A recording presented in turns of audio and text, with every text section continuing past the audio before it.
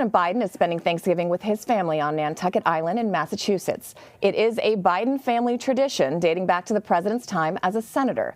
He's planning for a quiet weekend, but there are several major outstanding issues, including a Senate vote on his Build Back Better social spending plan and his declining approval rating. Results from the president's recent physical were also released Thursday morning. For more, I'm joined by CBS News White House reporter Bo Erickson, who is traveling with the president in what I think is a fairly chilly Nantucket, Massachusetts. Bo, let's begin. Let's begin with the president's health, right? His physician says a polyp was removed during Mr. Biden's colonoscopy last week. What more do we know about this? And is it serious? Is there cause for concern?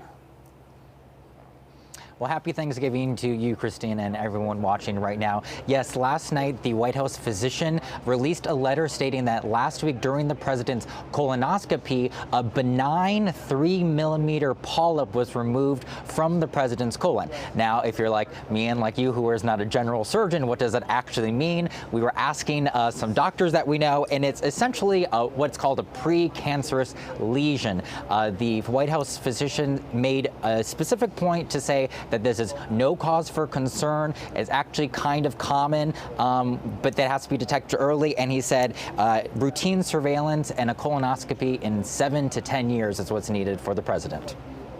All right, topics I didn't think we'd be discussing today, but it's good that we've covered it. Well, well reported, Bo. Was there anything else of note from the president's physical that people are talking about? Two quick elements. People who watch the president, they may notice that he coughs a lot and he clears his throat. That is called some type of reflux, gastroesophageal reflux, and essentially that's acid buildup. And you said the White House physician said who's treated the president for around 13 years said that has gotten a little bit more noticeable. And the second element that he noted was the president's stiffer gait, the way the president walks. It's a little bit slower. He recently just turned 79, and so the White House physician said that it is a little bit wear and tear on his body, but they also tested him for disorders like Parkinson's, and they said there's no sign of that, and so they just wanted to be sure, and so they're going to keep monitoring that as well. All right, so probably no full contact football Thanksgiving games are happening, but do we know what the president has been up to this Thanksgiving? Anything planned?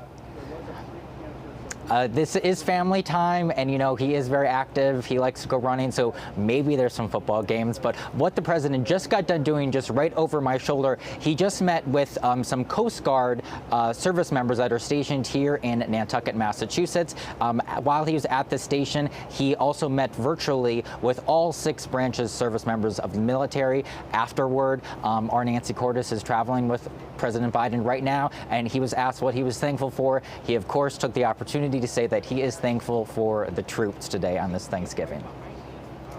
All right, well, a little less cheerfully, perhaps, hanging over this Thanksgiving holiday is this massive social spending plan that I feel like we've been reporting on all year, the Build Back Better plan. The Senate has yet to vote on it. It did finally pass the House. Now, is President Biden going to be making any calls on this weekend? And is he still playing a role in the negotiations over this bill, or is that shifted between the House and the Senate, who have to come to an agreement on some form of this bill that all the Democrats can agree on?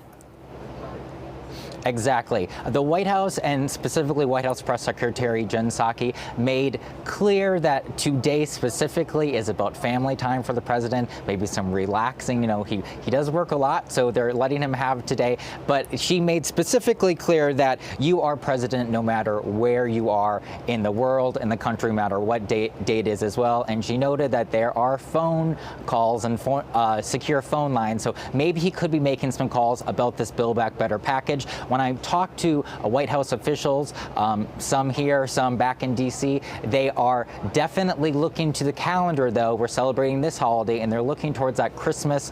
It's not a deadline per se, but there's a lot that has to be done to try to pass the Build Back Better package from the Senate between now and Christmas time. So he could be making calls, but they haven't said he's definitively making calls on this over the holiday. No note of any calls yet, but we'll be asking. Okay. And then earlier this week, the President Biden announced the U.S. is going to be releasing 50 million barrels of oil from the Strategic Petroleum Reserve. But some experts say that might actually not do very much to lower gas prices. So how is the White House reacting to this criticism? And is the administration concerned about the president's approval rating and that it could continue to decline? Is this more of a political optics move than something that's actually going to impact consumer prices?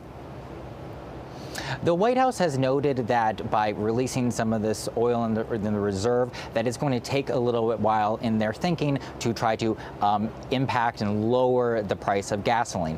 White House Press Secretary and Secretary of Energy Jen Granholm, they did note that after this reserve, the price of oil went down about 10%, but they also noted that when you go to the gas station, the price of gas has not dropped with that. And so they are trying to take an active position here. President Biden asked the Federal Trade Commission to investigate why the price of gasoline is also not going as long. They're trying to show him being active and responsive to this problem because this is something that they know that Americans feel right in their pocketbooks and that they're going to stay on.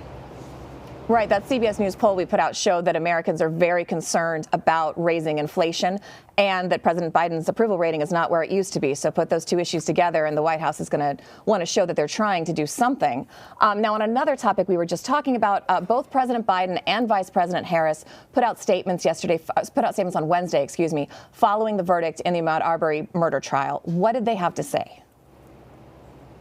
Well, this is something that President Biden has made clear that he thought the Ahmaud Arbery, was gunned down in cold blood. He said that a while ago, and so they welcomed the verdict yesterday as well. He said, "Why the guilty verdict reflects our justice system doing its job, that alone is not enough. Instead," President Biden said, "we must recommit ourselves to building a future of unity and shared strength."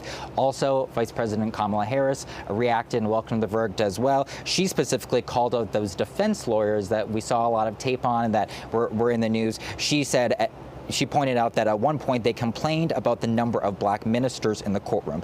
Vice President Harris went on to say that the defense counsel chose to set a tone that cast the attendance of ministers at the trial as intimidation and dehumanized a young black man with racist tropes. The jury arrived at its verdict despite these tactics. So they're welcoming this verdict and are standing by the jury system here in the U.S. Bo, thank you, and Nancy and all the crews and producers who are up there spending our holiday following the president. So I bet you get some time off and some pumpkin pie at some point. Thank you. Eat well yourself. Thanks.